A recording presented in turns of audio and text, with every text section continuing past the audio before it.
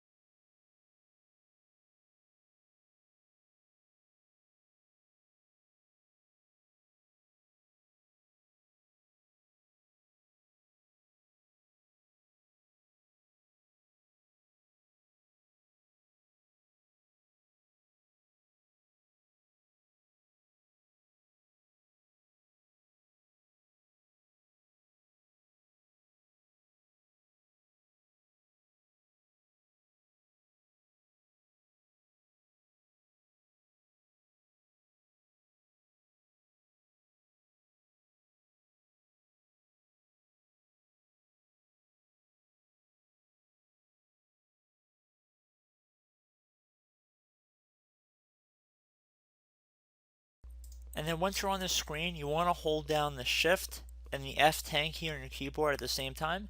So Shift and the F10, only those two keys. F10 is a function key on the top of your keyboard. I'm not telling you to tap the F key and the 10 key. It's one key. So hold down the Shift and the F10 to open up the elevated command line window. And now you want to type in disk part, one word. And then once you're typing that in, and keep in mind disk is spelled with a K. So disk part, once you're done doing that, you want to hit enter. If you did it correctly, it should say Microsoft disk part version and then whatever, doesn't really matter too much. And then once you're done with that, you want to type in list volume. Two words, list volume, so L-I-S-T space volume. And then once you're done doing that, you want to hit enter. So now you want to select your main partition on your system where you're going to be having your Windows partition on. So you can see the largest one here is going to be 24 gigabytes. And keep in mind there might be some numbers here that look bigger. And you can see that there's a couple that are about 2800 megabytes and one that's about 549 megabytes. Keep in mind there's 1024 megabytes in a gigabyte. So it's considerably smaller than that 24 gigabytes. And you can also see the other two drives have different labels. So one's a system reserve drive, and the other one might be the ESD ISO. You don't want to mess with those if you have any reserve partitions. So we want to select our volume 2 here. So you want to type in CD space, and you can see our letter is D. See this letter right here? It's D for volume 2. So we're going to select D. We're going to type the letter D and then a colon. And a colon is just two dots on top of each other, so one dot and second dot right underneath. Once you're done doing that, you want to hit enter on your keyboard. Now you want to type exit. Now you want to type in CLS. So CLS, that's not a 1, that is an L. So CLS, then hit enter. And you remember our previous letter was D, so we're going to select D again. So D colon, no spaces. Then you're going to hit enter. Now you're going to type in CD space Windows. Then you're going to hit enter. And now you're going to type in CD space System 32. Then you're going to hit enter one more time. And now you're going to type in copy space util man.exe. So again, utilman.exe. So man, util man.exe space util man1. So the number 1.exe. So you want to make sure it's spelled exactly how it is on my screen right here. So copy space util man man.exe space util man1. This is number 1, not spelled out O-N-E, it's the number 1.exe. Once you're done doing that, you want to hit enter. It should say one file copied if you typed it in correctly. If you did not, you're more than welcome to go type that command in again. And now what you want to do is type in copy space cmd.exe space cmd1.exe.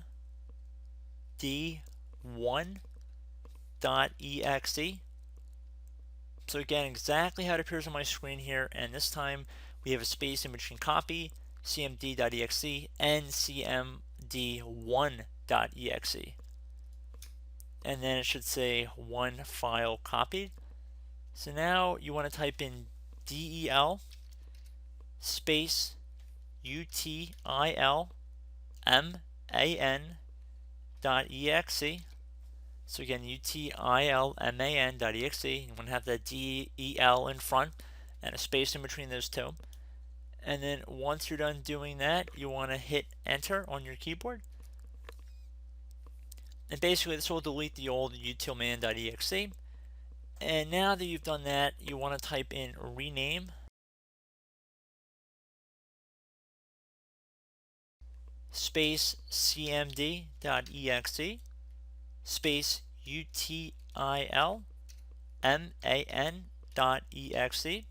So again, rename space cmd.exe, another space util man.exe, exactly how it appears on my screen. Then you want to hit enter. Now at this point you want to close out of any windows you have open on your screen. So close out of everything. You want to cancel the Windows installation, yes.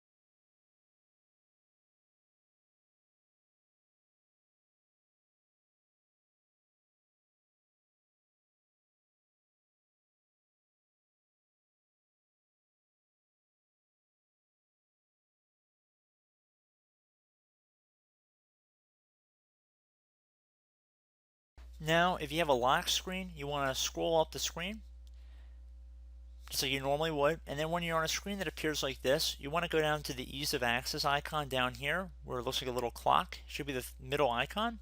You want to left click on it, and now this will open up a command line window. And now you want to type in control space user passwords 2, and then once you're done doing that, you want to hit enter.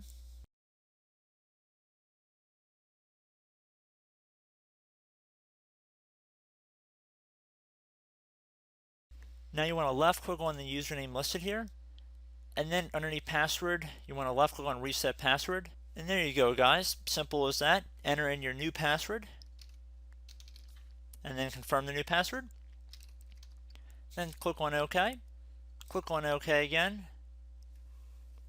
and then you can close out of this command line window, type in your new password, and there we go guys, the computer should log us into Windows.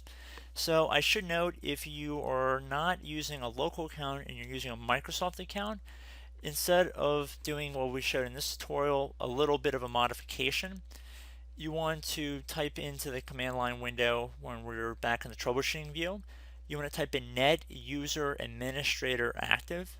So again, net user administrator active, and then this will create an administrator account that is visible to you, and I recommend signing into that account, and then you can go in and delete the other email account if you're unable to get in. So it's pretty easy to do that, and you would be able to probably change the password of the other account once you sign in with the administrative account. So that's for the Microsoft account method. But I do hope this brief video was able to help you guys out, and as always, thank you guys for watching, and I look forward to catching you all in the next tutorial. Goodbye.